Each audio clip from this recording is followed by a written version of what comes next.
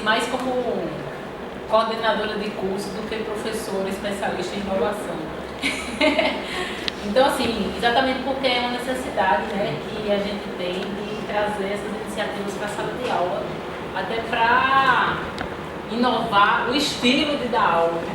Porque não é só ensinar a estratégias, metodologias que promovem inovação, mas também nós mesmos, professores, aprendermos a inovar o nosso modo de ensinar. Então, assim, do ponto de vista de professora, né, eu tento, na medida do possível, inserir algumas práticas diferenciadas. Não posso afirmar que são inovadoras, né, porque eu não tenho como medir isso, mas que tenta fugir do modo tradicional de dar aula. É difícil para o professor conseguir fazer isso. E assim, tentar abrir um pouquinho a cabeça dos alunos do ponto de vista de que eles explorem o que eles têm disponível, né? Hoje, que a internet é um mundo que ajuda a obter mais informações do que quando você está apenas na sala de aula. Então, eu acho que nesse contexto, né, a gente tem como criar uma certa cultura para promover a inovação, tanto no modo de ensinar, como também no modo de pensar de quem vai desenvolver produtos no futuro. Tá? Então, por enquanto é isso que eu tenho que falar. Eu vou fazer do jeito mais antiquado, vou usar um slide. E eu queria começar... mais inovador, né? Pois é. E eu queria começar logo dizendo o seguinte, vou pegar uma deixa de Carla aqui, que diz assim, o professor tem dificuldade de fazer diferente, de mudar. E tem medo, certo? É como é um papo assim muito íntimo, né? Ninguém vai ver isso depois. Nenhum professor aqui do Centro de Informática teve aula de como ser professor. Nenhum. Então é difícil até dar aula pra gente. Quanto mais dar aula para inovar. Então, se ela diz assim, é difícil, é muito difícil. Porque a gente não foi preparado para fazer isso. Simples assim. Certo? Agora, eu adorei o convite. Sempre que eu recebo os convites que eu vejo, eu pego como desafio para entender um pouco mais. Eu escrevendo livro sobre isso também. Né? Inclusive com colegas de educação, didática. E vi um livro e eu peguei a pergunta que está aí, é bem rapidinho isso aqui. E eu vou precisar desse slide por causa das imagens. Né? Primeiro que é a inovação.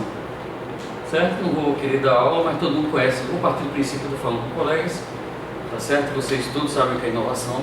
Inovação é criar alguma coisa que dê para fazer e ganhar dinheiro com isso. Certo? Então, a gente está aqui nessa interseção entre aquilo que é fazível, feasible, em inglês tem o fazível, que dá negócio, ou seja, que dá para vender, as pessoas vão ter desejo para comprar, e eu estou associado nisso a uma dimensão humana. Beleza. Então eu tenho que explicar para as pessoas, ou desenvolver nas pessoas a habilidade de criar um produto que corresponda a essas três dimensões aqui. O que está por trás disso? O que significa? Como é que eu consigo resolver isso? E aí eu consegui, raciocinando sobre essa pergunta de Thaís, chegar à seguinte conclusão. Olha, para você conseguir acertar na mosca ali, o que é um objeto de uma startup que muita gente gostaria de comprar, certo? Resolver esse problema é uma habilidade cognitiva. Só que eu pergunto, alguém aqui sabe o que é cognição? Eu não sabia quando eu estava no último ano da graduação. Eu fiz eletrônica e fui fazer mestrado em psicologia. Eu sabia que queria fazer tecnologia educacional e eu não sabia o que significava a palavra cognição. Olha esse desenhozinho que está aqui. Qual é a resposta?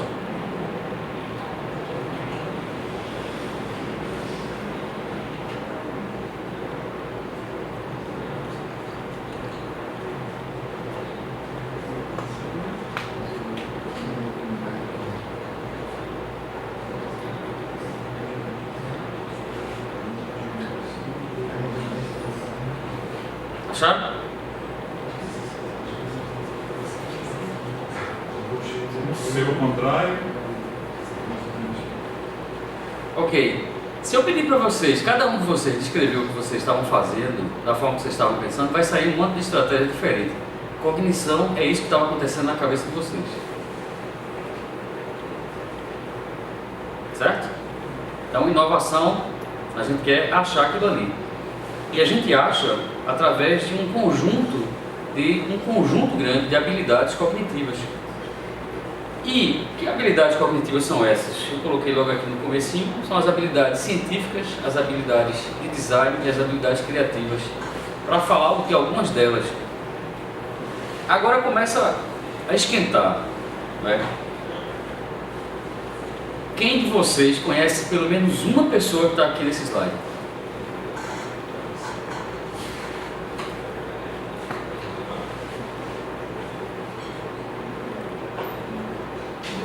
Esse é o problema.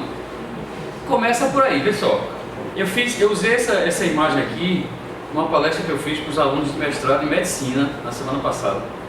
Quinta-feira da semana passada eu estava fazendo uma palestra para os alunos da pós-graduação em ciência da saúde. E antes de mim falou o presidente da CAPES, o representante da área de medicina na CAPES. E ele disse, olha, nós não estamos formando cientista, a gente está formando um técnico que não sabe exatamente o que é o raciocínio científico. A mesma coisa acontece aqui. Em alguma parte do processo de inovação, eu preciso do raciocínio científico. E nós, brasileiros, na escola, a gente não foi exercitado ao raciocínio científico. Na graduação, a gente não é exercitado ao raciocínio científico, não é estimulado ao raciocínio científico. E o que é esse raciocínio científico? É um raciocínio cognitivo, tá certo? É uma habilidade cognitiva que, quando ela está madura, ela tem essa estrutura aqui.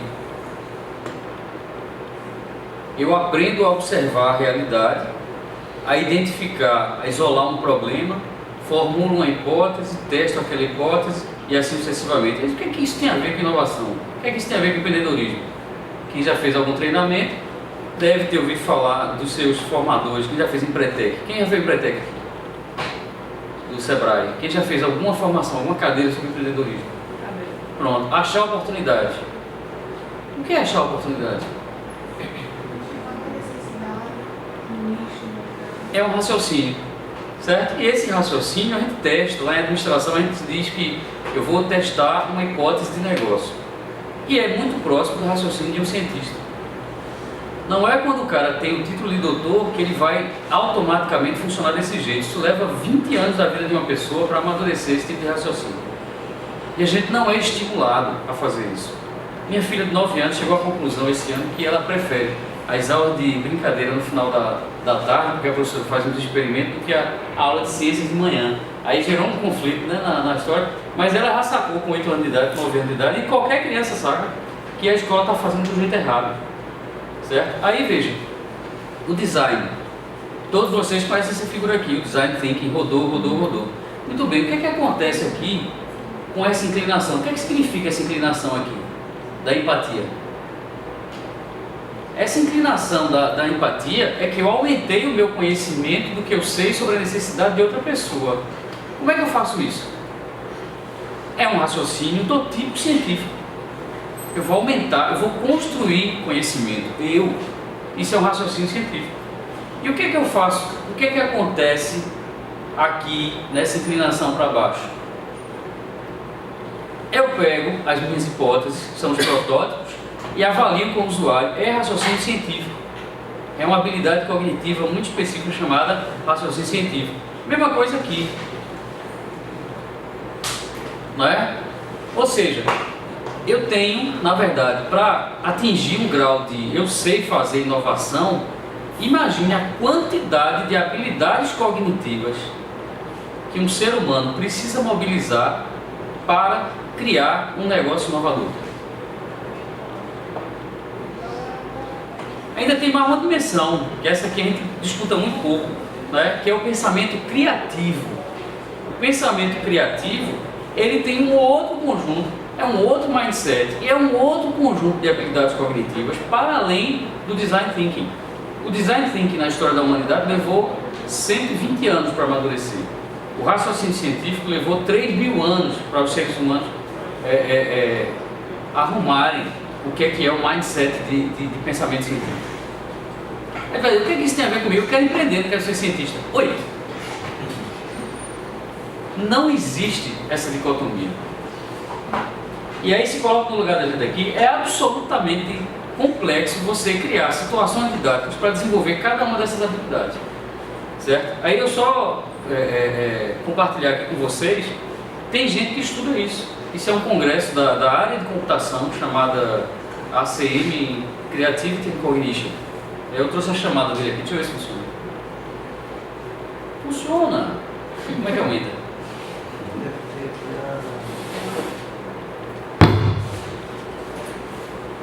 Bota aí o som.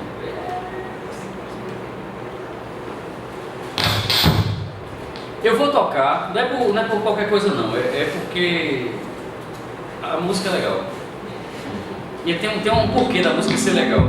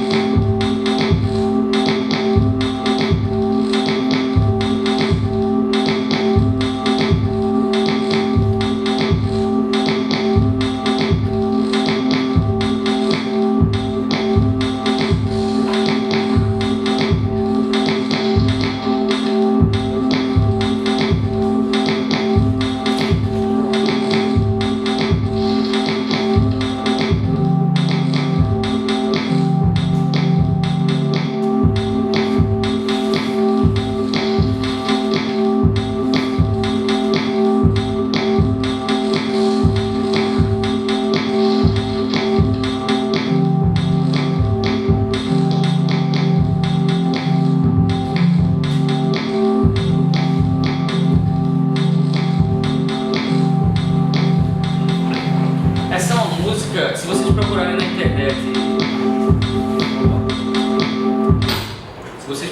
internet, música para estimular a criatividade, vocês vão encontrar sempre esse padrão. Esse é um padrão de música minimalista do século XX, tá certo? Philip Glass é um expoente e tem uma relação entre a agudeza do raciocínio, né, que essa música leva a gente a desenvolver.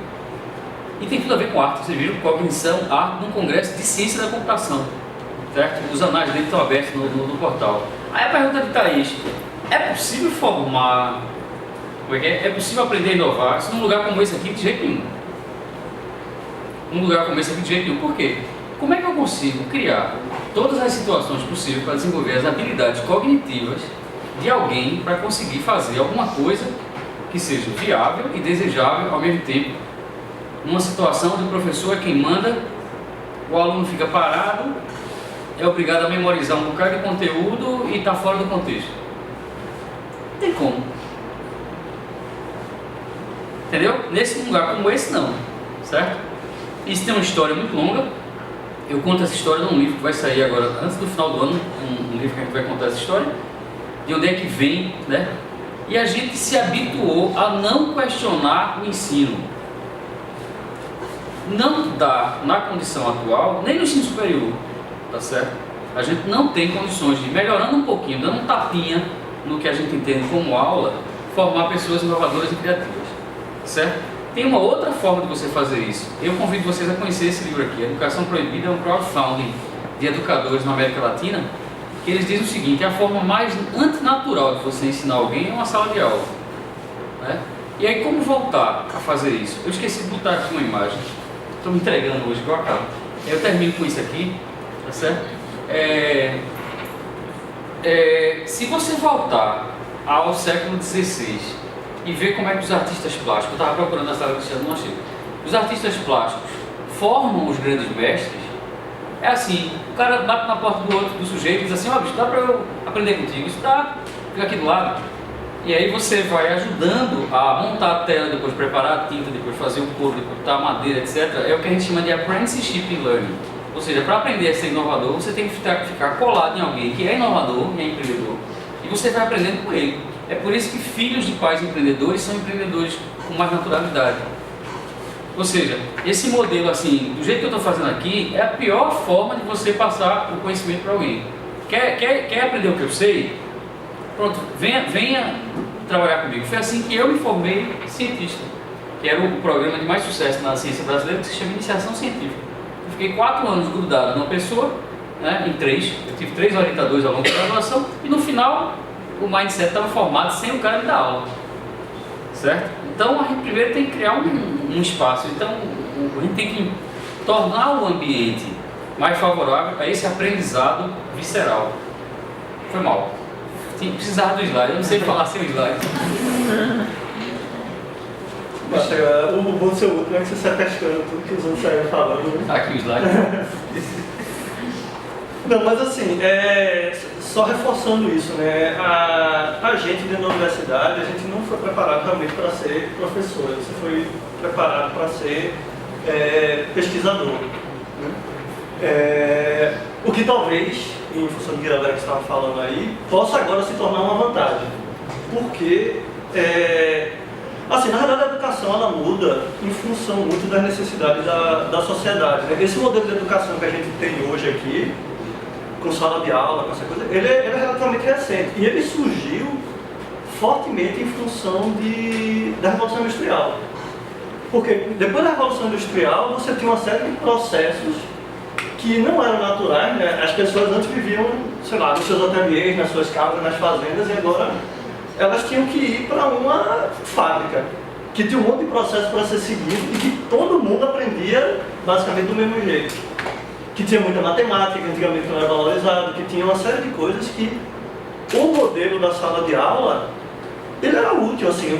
A educação não passou a ser de sala de aula, assim, porque a galera tirou da cabeça, não, é porque realmente era útil. E aí o papel do professor, ele era crítico, porque como agora o conhecimento, ele era muito técnico, né, e era caro, né, porque você não tinha internet, você não tinha nada disso, tá? Era um livro de um cara que passou X anos numa faculdade fazendo um curso. Então, o papel do professor, ele era o cara, ele era o disseminador de conhecimento.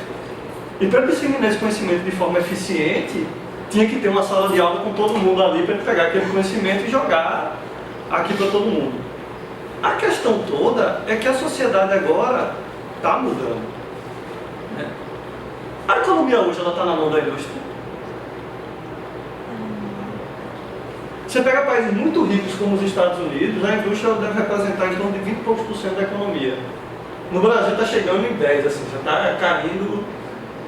Acho que só 2 países no mundo se destacam muito pela indústria hoje, que é a China, porque ela está se tornando a indústria do mundo, ela está puxando os negócios industriais para lá, ninguém sabe até quando vai.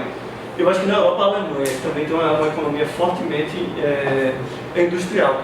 Mas cada vez mais, galera, diz aí, grandes empresas que vocês conhecem, que valem muito assim em bolsa. Diz aí o nome. Apple tem um pouquinho de indústria, mas boa parte do negócio dela é software e serviço. Outra, que é grande aí, que vocês conhecem. A Gerdau. Gerdau é bem industrial daqui, mas mundial, assim, que é quais são as empresas mais valiosas do mundo aí que vocês conhecem. Google. De indústria não tem praticamente nada, apesar dessa outra que é grande também. Tá vendo? Alphabet, né? Hã? É Alphabet. Que é Alphabet, Facebook, nada de indústria, ou seja, Amazon.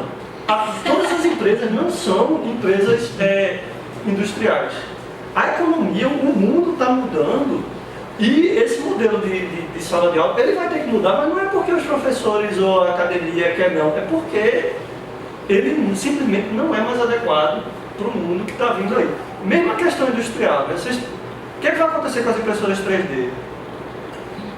O que é que vai ser possível se fazer com impressora 3D? Diz aí.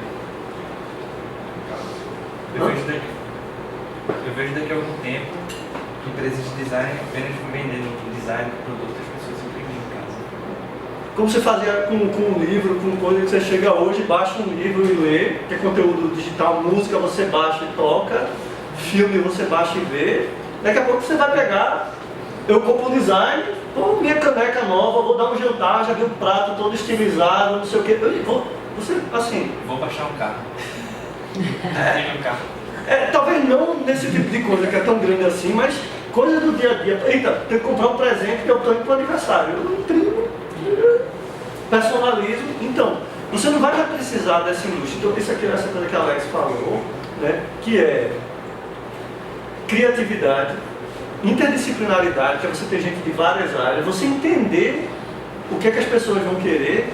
Isso vai chegar no mundo real, que é o mundo industrial. Ou seja, essa cadeia que você tem uma sala de aula e que o professor é um cara que tem um conteúdo, que para esse conteúdo ser passado de forma super eficiente, tem que ser 1 para 100, 1 para 200, isso vai acabar, isso é questão de tempo, né? Pelo menos, assim, não é que ele vai acabar 100%, mas as grandes universidades, quem for top, não vai poder adotar esse modelo. Não sei se vocês viram que, tipo, essas grandes universidades como MIT, Stanford, Harvard e tal, estão botando o conteúdo tudo online. Porque o gargalo não é mais o conteúdo está aí, você consegue acessar praticamente todo e qualquer conhecimento na web. O desafio, galera, é como é que a gente forma as pessoas que são capazes de... tem tanta coisa que o cara tem que saber filtrar. Ele precisa saber escolher o que é que ele quer aprender, porque senão ele vai ficar a vida toda navegando, só aprendendo e não faz nada com isso, né? Outra coisa que é crítica é o que é que eu faço com isso? Então, beleza, eu tenho um tópico que me interessa, vou lá. Mas e aí, o que é que eu faço com isso? O desafio e aí é onde cada vez mais eu acho que o ensino ele vai se parecer com a pesquisa, mas ao mesmo tempo ele tem uma diferença que eu acho muito crítica, que você tem esse lado pesquisador, então todo cara inovador, empreendedor, ele vai virar um pesquisador. Nesse sentido que é um cara que olha o contexto ali, identifica uma oportunidade, propõe uma solução, executa e comunica, porque se faltar qualquer uma dessas cadeias, você não sai, né? Agora, o que eu acho que define o cara que é inovador do cara que é um pesquisador é uma coisa que é crítica, senso de propósito. O pesquisador, tipicamente, ele é um cara que ele é apaixonado por um tema, mas muitas vezes ele é apaixonado para ele, eu faço para mim, porque eu gosto. É a minha pesquisa, eu vou publicar e tal. Agora, o inovador, ele tem que, e isso é um negócio que na academia tem que aprender a desenvolver, senso de propósito, ou seja, eu faço não para mim, eu faço para o outro. E se você junta essas duas coisas, paixão por uma coisa que você gosta, com o senso de propósito que é, poxa, eu vou fazer isso para alguém, né? Aí entra aquela coisa lá de inovação que é gerar negócio e tal, que não tem esse lado, mas eu prefiro mais a mentalidade que é gerar impacto. Hoje mesmo eu estava escutando no rádio, né, que a ONU considerou a Colab, que é um negócio que nasceu aqui em Pernambuco. Eu não sei se veio de alguém do CIN ou se foi de alguém da UPE. Foi daqui. Não foi mas não. teve gente daqui, né? Eu acho que foi meio misturado, mas teve alguém da UPE, né, mas era aqui de Pernambuco, que foi considerado pela ONU a ferramenta tecnológica de maior potencial de 2015, 2014. Né? E eles, assim, é uma ferramenta gratuita para conectar o cidadão com o governo. Né? E veja que normalmente o cara falou dinheiro necessariamente. Provavelmente ele deve ter algum modelo de negócio lá que vai... Isso não está nosso. Mas é impacto, cara.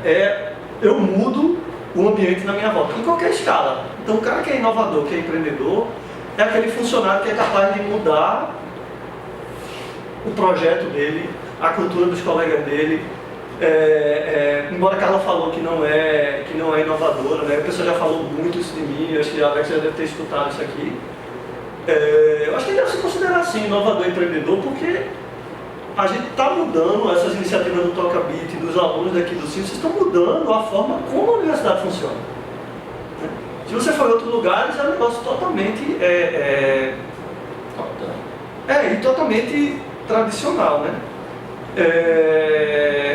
Então, cara, só para vocês terem uma ideia, até 2020 é logo ali, eu acho que talvez a gente aqui vai estar se formando ou vai ter um ano de formado em 2020.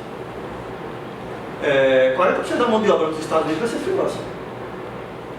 40% da mão de obra vai ser, ou seja, não vai deixar de ter trabalho, mas vai deixar de ter emprego formal. Então, vocês que estão se graduando, o Google também já informou que disse, olha, depois que passou 2 anos, o que você aprendeu na universidade, conteúdo técnico, é quase que irrelevante. Porque a coisa na área deles muda tão rápido que, assim, o foco não é o que você aprendeu na universidade, é como você aprendeu na universidade. A sua capacidade de aprender a aprender. Então, cada vez a coisa está indo mais nessa direção. E aí, outra coisa também que a Alex comentou aqui, que eu acho que é super importante, cada vez mais, galera, para você conseguir realizar inovação, para você conseguir gerar impacto, a coisa ela tem que ser interdisciplinar e eu brinco até, eu viajei para o Vale do Silício com um grupo aqui de Recife, né? E um cara de jornalismo, ele falou a palavra intradisciplinar. Eu disse, não, pô, não existe não, você tem multidisciplinar e interdisciplinar. E depois eu comecei a refletir o que era interdisciplinar em função das coisas que a gente viu lá. Então, você pega multidisciplinar, que tem uma coisa multidisciplinar, então tem essa disciplina, essa, mas ninguém conversa com ninguém. É a universidade é multidisciplinar. Mas quem é que já interagiu com alguém fortemente com alguém de outra área? 1, 2, qual foi a área que tu interagiu? Design, qual foi a área que tu interagiu?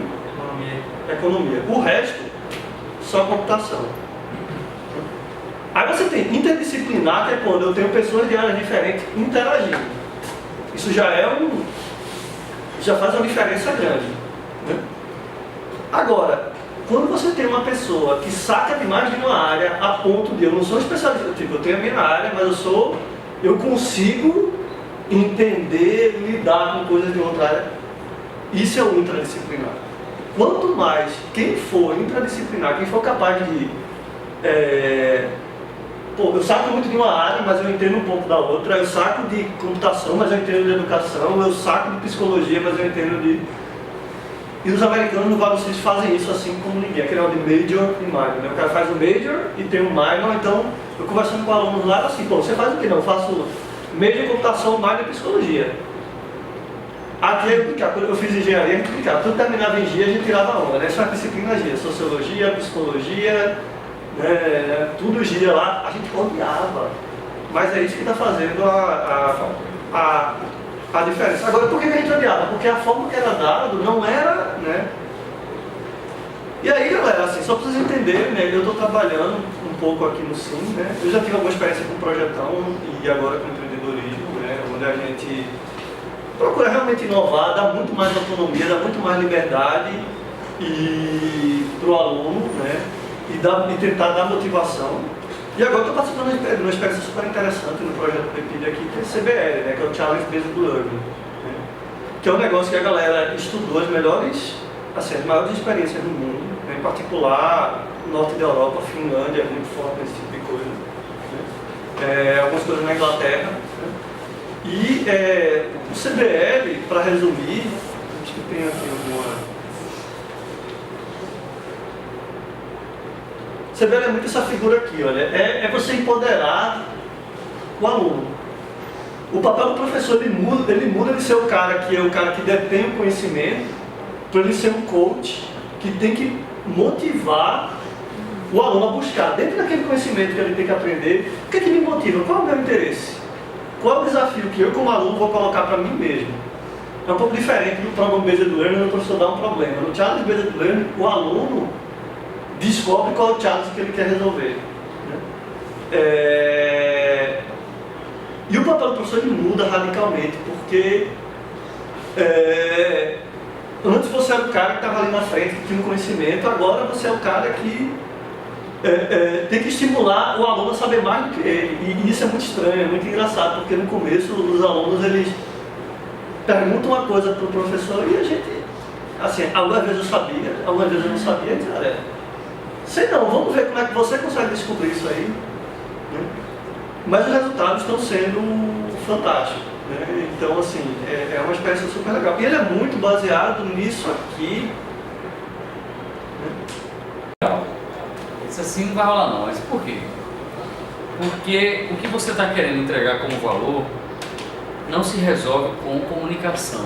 Isso é um problema de cultura. Aí foi que eu entendi o peso da cultura. Não adianta que você saia a reentender com mais boa vontade, que você, por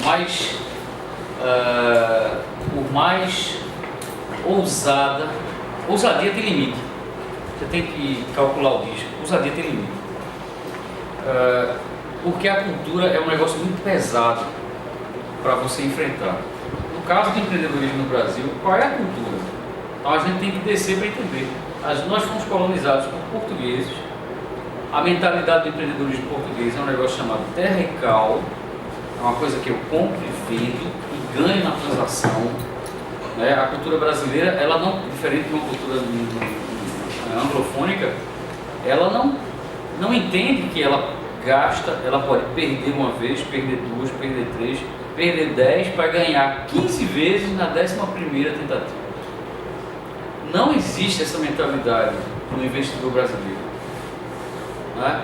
Qualquer dinheiro que ele colocar, ele vai querer de volta uma taxa de 40%, que é o que se pede para uma startup, em 6 meses, e com isso está se atropelando, né? O ecossistema ele é muito influenciado por esse raciocínio. Então é uma mentalidade. Quer ver outra coisa portuguesa? Mais importante para quem termina a graduação é o diploma do que o conhecimento. Esse é uma cultura que ninguém questiona muito, mas você vai, eu terminei, eu vi um comentário ontem, o Centro de Informática ele é conhecido como uma boa escola, como um bom lugar para você aprender ciência da computação. Mas teve um colega, disse que o melhor aluno dele foi um da FBV. Aí não tem aquela coisa assim, né? A federal é melhor, não sei o que, não tem nada a ver uma coisa com a outra. A criatividade, o talento, não escolhe onde vai nascer. Certo? Você tem um monte de componentes culturais que fazem isso. E ele tem muito na mentalidade do brasileiro, é por isso que 50% da geração de vocês aí querem muito mais fazer um concurso, ter um cargo, do que empreender. É a mesma coisa, você está na faculdade, não necessariamente pelo diploma. Aí daí vem a cultura da fazer pega leve na eletiva, terminar o mais rápido possível, porque ele sabe que por trás daquele diploma ninguém vai questionar muito. Tem muito lugar que vai questionar. Mostra o diploma, tá empregado, certo? E num país, não adianta comparar, né?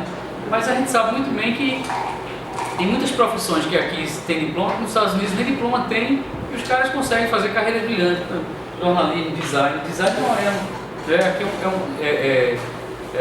porque eles valorizam muito mais a skill, a habilidade, eles sabem muito bem como administrar as habilidades, selecionar pelas habilidades e competências, do que pelo certificado, pelo diploma. E isso é bem interessante porque tem até multinacionais hoje em dia, como a Ernst Young, que elas não estão mais solicitando diploma ao você fazer o processo seletivo da empresa. Então, não sei se vai ser no futuro algum tipo de tendência, porque ela valoriza muito mais a habilidade do funcionário, do processo seletivo, do que o diploma do cara na universidade, porque eles veem que não tem tanto mais valor para eles. E, por exemplo, eu tive 2 meses atrás, aproximadamente, lá no World for the Future, né, numa conferência lá, e teve uma palestra super interessante sobre essa coisa de mudança na sociedade, né? E ele mostrou lá as camadas. Então, tem várias camadas, tipo a camada mais externa é como se fosse assim, moda, aí tem negócio, cultura e política lá embaixo. Então, assim, e elas mudam em velocidade muito diferente. Ou seja, para a cultura mudar, tem que ter uma mudança lá em cima primeiro. Ela acontece primeiro nessa coisa de, sei lá, a gente usava mídia social. Mídia social virou moda. Hoje já tem negócio em cima de mídia social. Já é cultura, assim, o cara fica desesperado se perder o contato dele no Facebook. Se cortar o Facebook da galera, já incorporou em cultura. E, por exemplo, o Colab, ele é o cara tá falando, ele é uma rede social que está conectada com política já. Então, assim, as coisas mudam. E, por mais que a gente tenha essa cultura, né, portuguesa e tal, na hora que achar que o mundo está mudando, e não é porque a gente é bonzinho, porque quer, é porque o negócio vai empurrando e você tem essas transições que são meio complicadas aí, como a gente já teve várias, né, de privatização, pessoal dizia, ó, o Brasil não se privatiza nada, privatizou, quebrou um monte de coisa, foi um caos, mas aconteceu, né? Telefonia era um exemplo disso, né? Então, assim, não espere para o governo, não espere para o professor. Vocês, como alunos, vocês têm que observar o que está acontecendo no mundo, como é que estão as oportunidades que estão surgindo para vocês, e vocês valorizem aquelas oportunidades que vão estar sendo criadas, né? Porque se for esperar, pô, mas nem todo professor vai ter uma abordagem inovadora, nem toda empresa vai ter uma abordagem inovadora, né? Mas vocês é que tem que também, do mesmo jeito que tem alguns professores que estão... Ninguém mandou a gente ter abordagem inovadora ou tentar uma coisa diferente, a gente tentou porque a gente quis tentar, e porque a gente tem esse perfil e não está satisfeito com o ambiente como ele está na nossa volta, vocês têm que ser a mesma coisa. E os caras que forem assim, né, os alunos que forem assim, né, os meninos e as meninas que forem desse jeito, pode ter certeza, vocês vão ralar um bocado, mas vão aprender muito e vocês vão pegar as melhores oportunidades. Porque vocês vão se tornar especialistas em identificar oportunidades. Então não esperem, simplesmente não esperem, né? Então, exemplo aqui, porque eu contei o exemplo de Thaís, né? Thaís foi fazer Ciências Sem Fronteiras lá na Inglaterra, entrou em contato com o pessoal lá do SEDA, que é um instituto de empreendedorismo lá na Universidade de West Anglia, voltou do Ciências Sem Fronteiras, entrou no projeto Sinov, que é o projeto de inovação aqui do SIM, entrou em contato com os caras, me botou em contato com eles, no final vieram fazer um workshop aqui, que não teriam começado, não teria acontecido, se não fosse a iniciativa dela. Pode ter certeza que isso para um currículo, assim, eu não sei onde o Thaís vai estar daqui a 10 anos, mas eu tenho certeza absoluta que ela vai ser super bem sucedida. Pela postura, pela iniciativa, pelo tipo de desafio que ela correu atrás. Eu recebi vários alunos de Ciências Sem Fronteiras, né, que eu pedi o pessoal entrevistar na disciplina de introdução à computação, né? Pô, tinha uns caras lá, poxa, eu tô aqui viajando, foi massa, o lugar é bom, super bacana, desenvolvido, não sei o quê. E uma galera, como o Caio, que estava aqui tirando foto, eu fui para lá em São Francisco, eu estava estagiando numa empresa de design, que faz um cara que foi um dos caras que fez design de produto para a Apple há 20 e poucos anos atrás, que ele faz design para empresa de software. Estava Caio lá, e ele falou, sem conversar comigo, com o chefe da empresa dele para marcar uma entrevista comigo. Mais uma vez, eu não sei onde ele vai estar daqui a 10 anos, mas você vê que ele não esperou, enquanto os colegas dele estavam lá, eita, São Francisco, festa, não sei o que, não.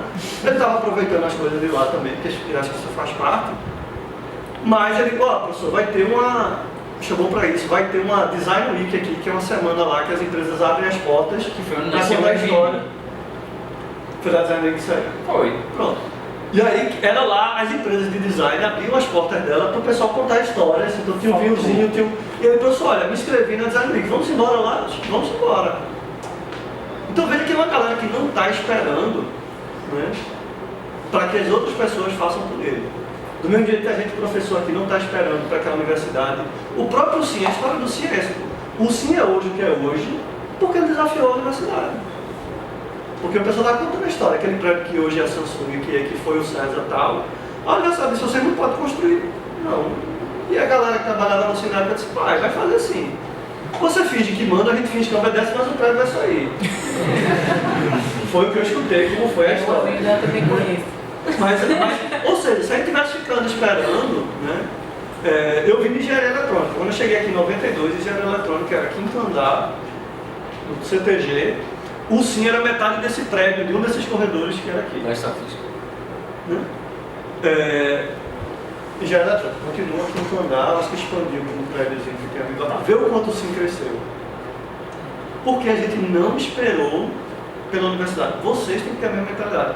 E a gente como professor, e a educação ela vai mudar para valorizar quem tem essa mentalidade. E essa coisa do prêmio Nobel que você falou, é porque eu acho que no Brasil, acho que o maior defeito da gente é que a gente não vai a fundo nas coisas. Se você for um cientista que vai a fundo nas coisas, você vai sair em prêmio Nobel. Se você é um empreendedor que vai a fundo nas coisas, você vai criar uma empresa inovadora. Né?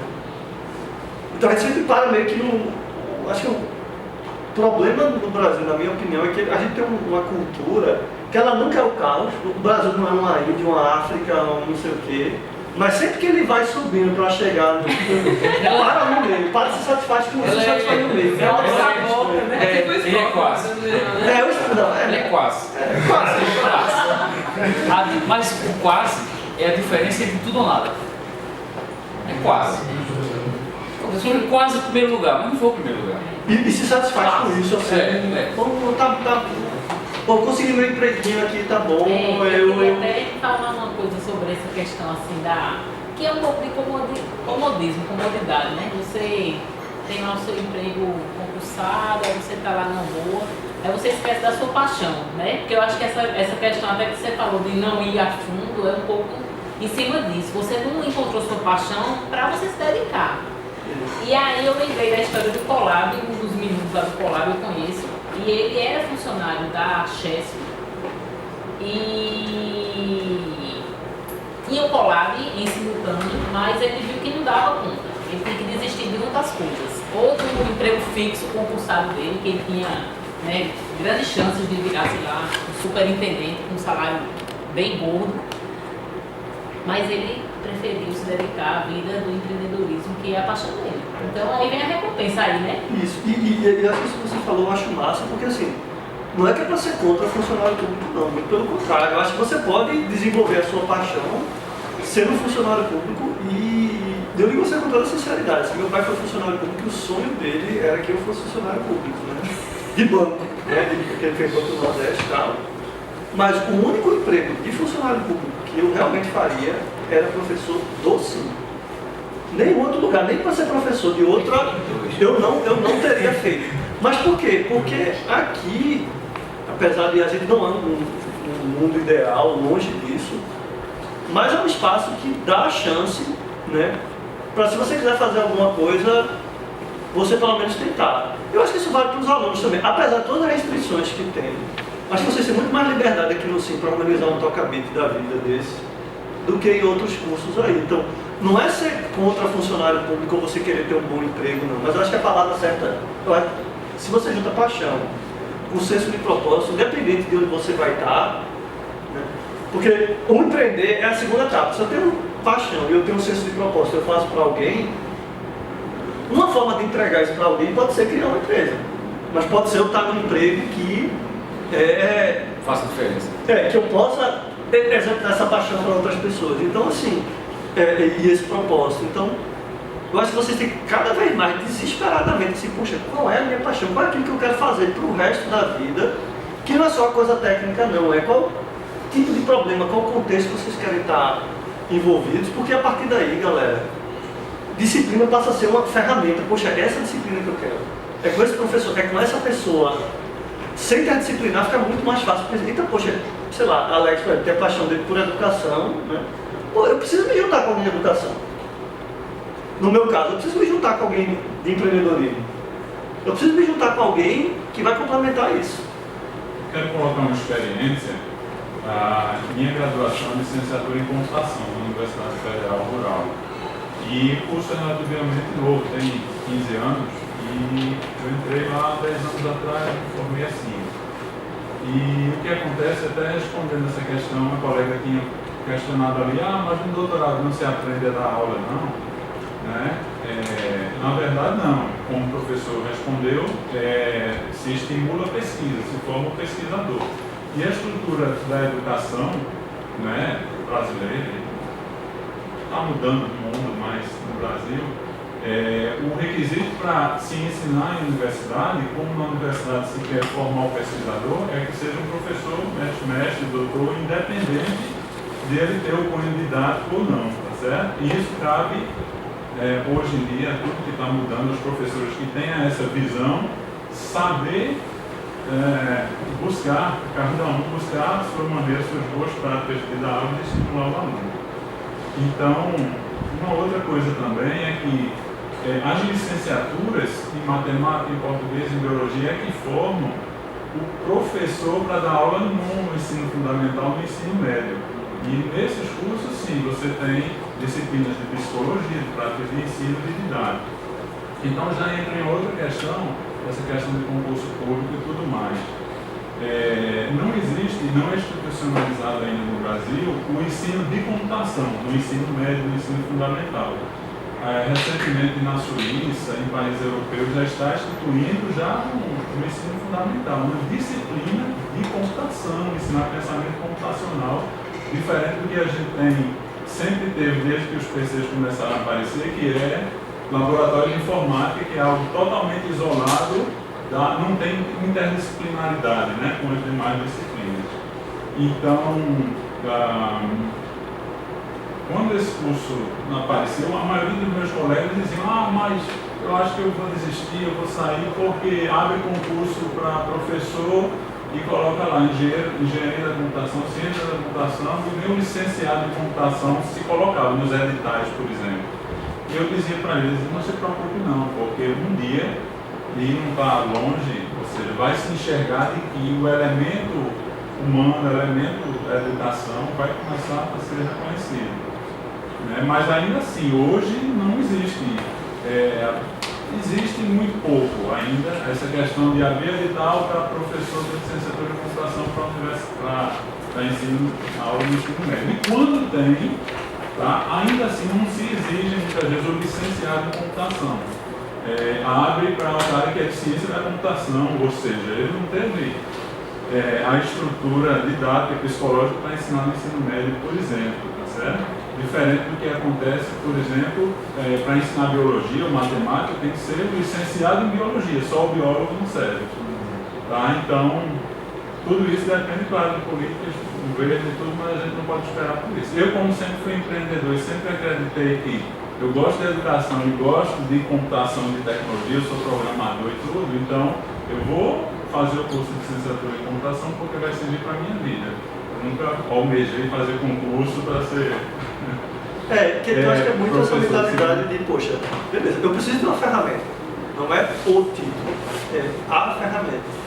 E aí eu reforço, né? Dentro da universidade, assim, cada disciplina, cada professor, cada oportunidade é uma ferramenta, de que as pessoas não sabem, na melhor das hipóteses, muitas vezes deixam que se escolham por ela. É o professor que chama o aluno, um aluno muito bom, vem para cá para trabalhar comigo. Mas o aluno não parou para pensar que era aquilo que ele queria. Boa tarde, professores. Eu estou estudando no curso de design aqui na universidade e ganhei minha semana com essa mesa redonda. Eu achei uma contribuição muito grande. Como profissional, a gente sempre, no curso de design, a gente está muito treinado assim, muito metódico em sala de aula. Professores, muitas vezes, descem igual abaixo da gente, e a gente tem que seguir um método de projeto, porque se a gente não chegar no final desse método, talvez o resultado seja um pouco falho. E a gente percebe que no mercado de trabalho isso não é bem assim, né? Às vezes a gente tem que pegar essa interdisciplinaridade para tentar inovar um pouco. E a minha pergunta que eu faço para vocês é: dentro de sala de aula, como é que vocês fazem para quebrar esse método, quebrar esse... Você tem que estimular o aluno para inovar, sair desse... Eu acho que tem que separar duas coisas aí. Uma, método é importante. Né? O problema não está em ter ou não método. Método tem que ter, porque senão a coisa vira zona. A questão é qual é o objetivo do método. Qual é o que você quer que o aluno desenvolva. Por exemplo, você pode ter uma aula, que são 2 horas, onde o método é o professor falando, chega no final ele passa uma lista de exercícios. Tem um método aí. Por exemplo, em CBL, no BPID a gente usa um método que é bem diferente. A gente aplica, vai dar 20 minutos de aula, 4 horas. A gente dá 20 minutos de aula, só que a gente dá tópicos, por exemplo. Mas tem um método que é, bom, beleza. Dado um tópico, você vai ter que escolher um e ver qual é o método que, por exemplo, o pessoal do design aplicou isso. Olha, tem X técnicas aqui de criatividade, por exemplo. Tem essa, tem ideação. Tem essa. Dividam-se em equipe, cada um vai estudar uma, vai apresentar para a outra e vai aplicar o método que você escolheu, porque você escolheu a técnica, e vai fazer um mini projeto, que a gente chama de mini challenge, usando o método que você escolheu. Então, o problema não é método tem que ter. A questão é se você está usando um método que reforça o aspecto professor é o rei, está ali, ele domina o conteúdo, você só pode fazer o método que ele está dizendo, ou se você vai ter uma abordagem onde você vai dar, por exemplo, autonomia para o aluno, mas ele vai ter que definir, aprender, muitas vezes sozinho, qual é o método que ele quer seguir. Tá entendendo? Então, assim, não se pode criticar por método, mas você pode criticar qual é o resultado esperado, porque aí você tem direções e direções, né? São escolhas. Vou complementar, é igual. O método que ele está falando, provavelmente é o método sei lá, é a herança de Bauhaus, né? Ou seja, Bauhaus é uma escola alemã que estruturou o pensamento do design, da arquitetura, certo? E quando você faz isso, você tem uma organização que é mais ou menos, né, o mindset do designer, é isso aí. Agora veja, é muito complicado, é isso que eu estava tentando, a minha tentativa de mostrar esses slides é o seguinte: cada etapa do método de design, certo? Por exemplo, pensar o modo de produção, pensar análise de contexto, pensar aquilo. O professor tem que criar a condição para que você exercite o seu raciocínio, né? E esses raciocínios, eles são completamente diferentes, né? Cada etapa do método design, você tem um conjunto de técnicas, por trás de cada técnica você tem um raciocínio, etc. Provavelmente ele tenta colocar você numa condição de, o problema é esse aqui, tente exercitar todas as técnicas, certo? Aí você diz, não é o que acontece lá fora, entre aspas. O que acontece lá fora não é exatamente a sequência didática do professor, que ele vai dizer, primeiro faz assim, depois faz assim. Um designer profissional, ele pega todos esses raciocínios e habilidades e utiliza de uma vez só. Não necessariamente botando no papel, mostrando o que faz.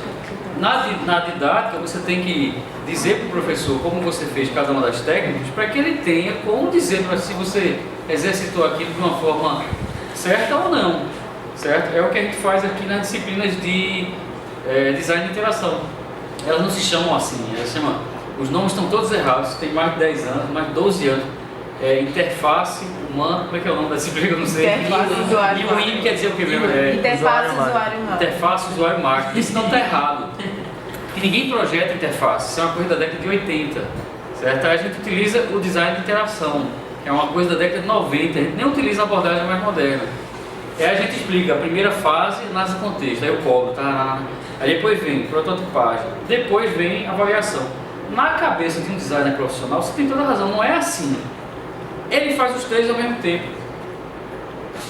Mas não dá de uma hora para outra, né, para apresentar um conteúdo exógeno, dizer, pessoal, vocês podem fazer tudo de uma vez só, aí fica complicado, entendeu? Então você vai treinando técnica por técnica, 4, 5 técnicas em cada um dos movimentos. Para no final, com a maturidade, você faz de uma vez só, entendeu? Então tem uma coisa e tem outra, eu concordo com o Cristiano. O método é importante. O método, eu até apaguei uma palavra que estava aqui, o método, ele é uma herança muito boa, é uma herança cultural, é o lado bom da cultura. Certo? Cultura não é ruim, a gente falou de cultura, como é uma coisa ruim. Não, os raciocínios, eles são heranças culturais. Certo? No caso do design, começa na virada do século XIX para o século XX, quando o arquiteto começa a projetar móvel, aí se organiza tudo lá em Bauhaus. O método de design vem de Bauhaus. E didaticamente, o professor te faz essa coisa. Agora, é claro que tu pode questionar, certo? Porque foi muito pertinente a pesquisa, porque justamente a minha área de pesquisa está sendo em usabilidade. E eu já escutei de alguns professores meus utilizarem ainda métodos sendo arcaicos, mas, por exemplo, usar um método que era, sei lá, da época da faculdade dele, em, sei lá, 1900 e bolinha. Aí a gente, sei lá, vai tentar reproduzir alguma coisa, professor, mas a gente utilizando, não sei, comércio eletrônico hoje em dia está mais legal, as pessoas compram muito livro pela internet. Aí o professor diz, não, mas eu quero que você só faça dessa maneira. Eu quero que você siga esse método. Mega o bucho dele. É a mesma coisa. Por exemplo, se você pegar, eu não vou achar aqui agora, mas se você pegar a genealogia das técnicas de design, tem técnica que a gente utiliza hoje, na ergonomia, por exemplo, na ergonomia cognitiva. A análise da tarefa foi criada para a Segunda Guerra Mundial. E não está errado. Entendeu? Tem técnicas por exemplo, enfim, e o professor não...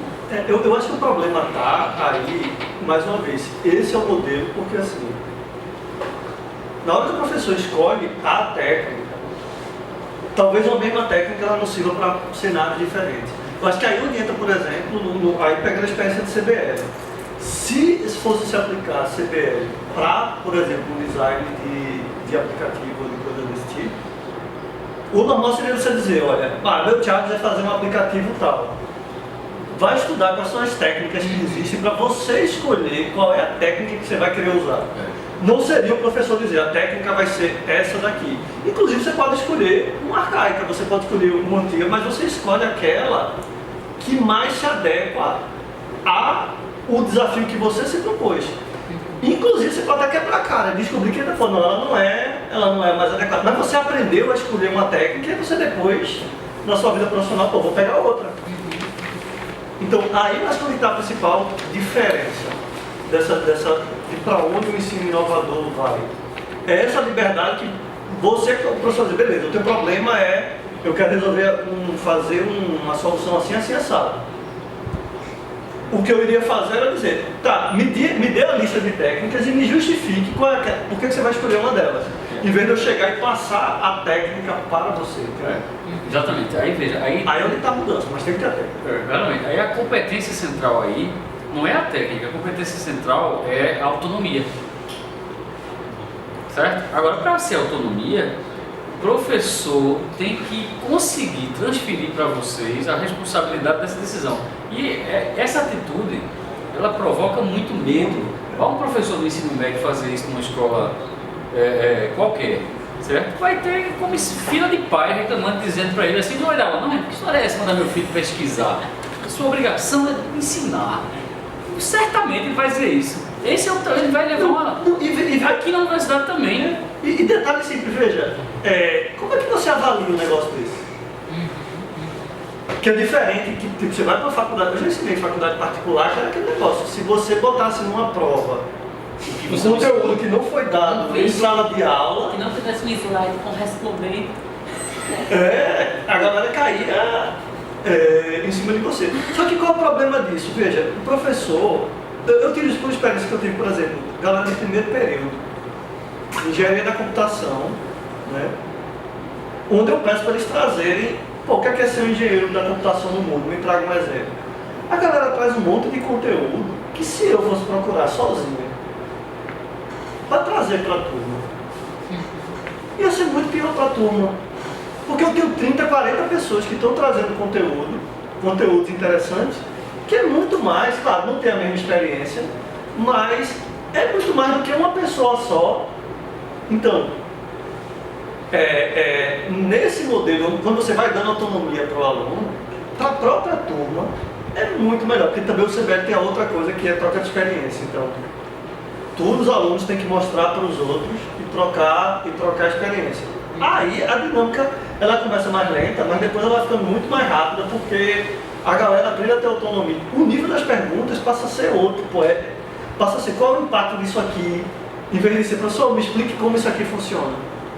Isso você vai lá e a gente faz de proposta. Eu sei como funciona. Eu fiz uma experiência uma vez, foi engraçado, no Kiev, né? Tava uma aluna lá, professor, não sei como é que faz isso, e Kiev explicando, explicar Kiev, deixa eu fazer um teste aqui. Aí pergunta pra mim, aí ela perguntou, tava ela com o outro aluno assim do lado. Ela me perguntou, aí eu... Vem cá, não tem responder não. Faz essa pergunta aí pro Google. Ela, tá bom, aí começou a vir a resposta. É sério, não deu 5 minutos. A gente se afastou, ela estava explicando pro outro. Ela virou uma professora, ao invés de ser, poxa, não, isso aqui, não sei o que, vamos buscar não sei o que lá. Em 5 minutos, eu nunca tinha visto um negócio daquele. Do aluno que professor, como é que eu faço isso? Como é que faz não sei o que? Parou de perguntar a gente e começou junto com o outro colega que estava lá, a fazer as coisas e a buscar conteúdo, a mudança de postura, né? Agora, claro, o papel do professor passa a ser, olha, tu está viajando demais, se você chega para um professor de design que está aberto a isso, e você diz, olha, professor, tem tal método, tal método, tal método. Aí o professor pode discutir com você, esse é melhor assim, esse é melhor assim. A dinâmica da aula, ela muda completamente. Porque ela passa para ser uma coisa mais de uma discussão, vira como se fosse um orientando com o orientador, quando o cara está trazendo, fica muito mais parecido com a pesquisa, no sentido de que é mais uma conversa, não é mais aquele nosso professor aqui em cima, aluno lá embaixo, para ser, tu tá sabendo disso, tu tá na edge, assim, na ponta, e eu tenho uma experiência, vamos agora trocar conhecimento até chegar num negócio que, poxa, você fique satisfeito que aquilo ali vai resolver o teu problema, e eu fico satisfeito que você vai conseguir ter um resultado legal. Só que isso é uma mudança cognitiva na cabeça, não só do professor, como do aluno, monstruosa. A gente não está acostumado a fazer isso. Não está. E principalmente a mudança da instituição, permitir que isso ocorra. Esqueça a instituição. Olha a coordenadora aqui. É sério. Esqueça. Não, isso é verdade. Não. Nenhuma. É sério. Vou mudar o PPC. Eu não vou dizer nenhuma porque pode ser pesado demais. Mas Por isso que eu 90% das mudanças de experiência de ensino feitas dentro do SIM não passa por coordenação e não passa por... De baixo para cima. Esqueça, pega essa mentalidade que eu preciso esperar a instituição mudar, porque primeiro você mostra que funciona, briga com um monte de gente lá no meio do processo e torce para que a instituição mude. A gente discute mudança de currículo aqui. Há mais de 10 anos. Há mais de acho que 15 anos. Nunca aconteceu. E nem por isso a gente deixou de fazer as mudanças que a gente achava que deveriam ser feitas E agora, claro, o ambiente aqui ele facilita. Mas a gente recebeu crítica. Assim, eu já veio o coordenador conversar comigo e assim, paciência, mas de certa forma, professor, a estrutura de certa forma lhe permite fazer isso. Esse exemplo, acho que foi o senhor que tinha dado, que deu lecionando na universidade privada e que na prova tinha que cair exatamente o que tinha no slide, ou seja, o aluno vai dizer, professor, mas me ensinou. Sim, mas veja, as mudanças, a inovação, foi interessante o que você foi fazer assim. Toda inovação que faz sucesso, o que vai fazer sucesso amanhã já está acontecendo hoje, só que numa escala muito pequena, certo? Isso significa... Ela vai de baixo para cima, né? Ela vai de baixo para cima. Você não vai conseguir de repente, você nunca, isso é sério, nunca você vai mudar uma instituição primeiro para depois mudar as práticas que está acontecendo lá dentro. Isso não vai acontecer. Isso acontece quando práticas antigas confrontadas com práticas novas, e tem que ter alguém que puxa isso daí, elas mostram que geram melhores resultados. Então, não vai acontecer. Agora, se a instituição é tão arraigada, a alternativa é saia. Realmente é sério. Vá procurar um lugar que se adeque melhor à tua visão. Isso está acontecendo nas empresas também. Cada vez mais os profissionais, eles saem de empresas que pagam mais para ir para empresas que pagam menos, porque o ambiente, a visão, está mais alinhada com... Então, cada vez mais os profissionais vão tomar consciência. Olha, a minha missão, que eu quero que o meu futuro é isso. E tem gente que, eu nunca vou trabalhar numa Souza Cruz da vida, porque ela faz cigarro. Não adianta, pode me pagar o que for, eu não vou trabalhar nesse tipo de empresa. No Vale do Silício acontece muito isso, startups que são pequenas, que atraem gente de empresas grandes, Microsoft, porque o ambiente bate mais com o que ela pensa. Então, se realmente chega num momento que não vale a pena dar burro em ponta de faca. Se você ficar, você vai ser um profissional frustrado. Bom, pessoal, a conversa está bem interessante, mas nosso tempo, infelizmente, está próximo do final. Então, eu queria abrir um espaço para algumas conclusões e algumas considerações finais. E, assim, puxando a conversa, né? Acho que o que a gente viu muito aqui hoje é que a educação tem essa tendência de vir do bottom-up, né? Tem a questão da cultura, que é bem complicada para poder você ultrapassar, assim como também tem a questão da legislação, das normas e tudo mais, que é o que o Silvio Meira fala bastante. Então é até engraçado essa questão do burlar as leis da universidade, porque eu já vi cadeira de empreendedorismo, quando na verdade o nome dela era Código Aberto, tópicos avançados de Código Aberto. Porque para ele não esperar mudar a questão da legislação ou das normas da universidade, ele acabou ultrapassando isso e é uma cultura que tem aqui bem no centro, que é tudo muito bem aberto. Então, até na postura do aluno mesmo, acho que a gente tem uma maior liberdade de conversar com o professor, de fazer uma mudança que seja mais bottom-up, não esperar algo que venha de cima para baixo. Aí eu abro para vocês fazerem algumas considerações. Não, eu queria só falar um pouquinho assim, que essa questão de você adotar algumas metodologias, né, mais inovadoras de ensino, também depende da disciplina. Tem disciplina que é mais fácil, tem disciplina que demanda. O professor está lá lecionando e naquela hora que ele leciona, que ele ministra a aula, ele diz, rapaz, essa aula não foi bacana, da próxima vez eu vou fazer isso, vou mudar ali. Agora tem outras disciplinas que, se você ficar dando mais do mesmo, não incomoda ninguém, certo? Até os alunos mesmo acham que é daquele jeito mesmo, que é ruim daquele jeito mesmo, o modo de aprender. Mas assim, nesse sentido, o que eu acho é que os alunos, eles também têm que ser o termômetro, certo? Eles têm que dar o feedback. Aí alguns têm medo de retaliação, né? Manda um e-mail meio anônimo mesmo. para dar o feedback, para dizer, professor, olha, esse assunto aqui não ficou bacana, a forma como ele foi passado para a gente queria outras metodologias de ensino, né, mais motivadoras, que trouxessem mais autonomia para o aluno. Então, assim, é mais um apelo que eu estou fazendo do que, né, ensinando alguma coisa. É que muitas vezes, se a necessidade de mudar a forma de ensinar não vem do professor, mas que os alunos percebam, né, sintam essa necessidade, que eles repassem isso para o professor, que eles deem um alerta, acendam um sinal dizendo, professor, a gente precisa dar uma mexida aqui na disciplina, certo? Porque, como eu falei, eu tive sorte de pegar disciplinas sempre que demandam essa mudança. Então, cada aula eu tento ter as lições aprendidas da aula passada, né, para melhorar. Mas tem disciplina que fica aquela coisa engessada de 1000 anos. E aí o aluno ele precisa dar uma mexida assim também, tirar o professor do ponto de conforto dele, que talvez nem seja tão confortável para ele ficar, né, na mesmice. Tá todo mundo aprendendo aqui, ninguém aqui tá para dizer como faz esses métodos não. Se a gente soubesse como fazer esses métodos, a cada final de semestre a gente estaria cuspindo empresas milionárias. Então é um processo, acho que essa oportunidade do que o CIT promove é um pouco de mexer com a moda, de influenciar a cultura, etc. É um ciclo, tá certo? Eu queria terminar com um raciocínio que eu aprendi muito escrevendo um livro com um colega lá de educação, que é assim, não existe ensino. Existe ensino e aprendizagem. Você não pode fazer de conta que ensina e outro fazer de conta que aprende. Só existe ensino quando há aprendizado. Então, significa que quando o professor interfere, ele tem que estar aberto a aprender.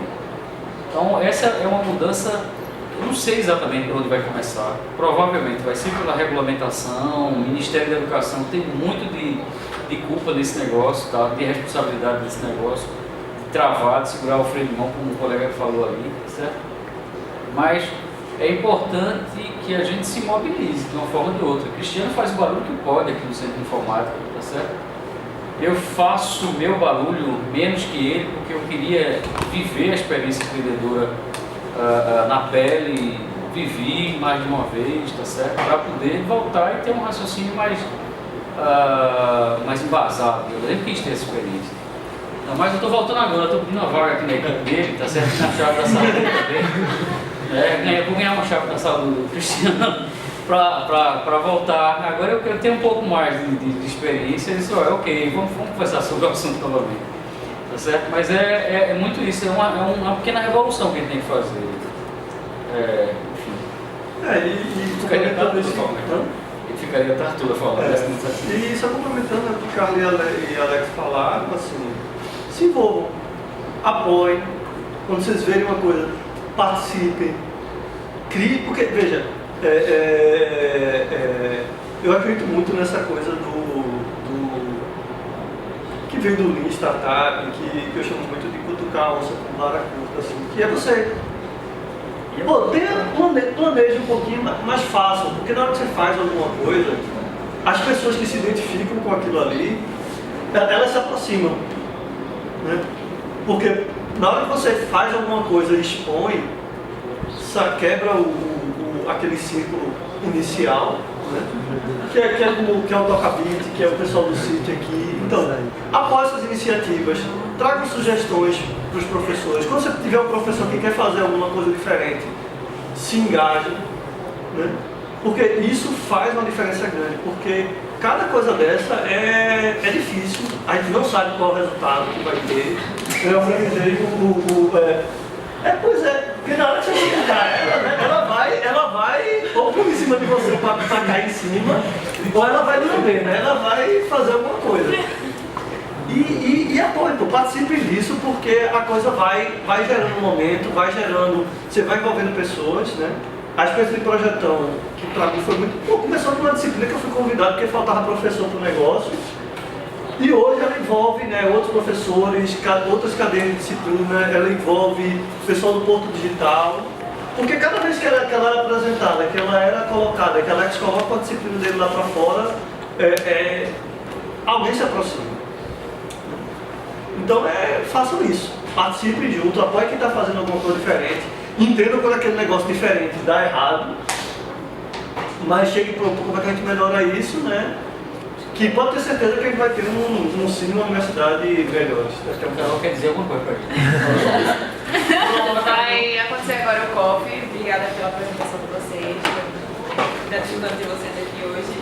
E parabéns. Obrigado aí.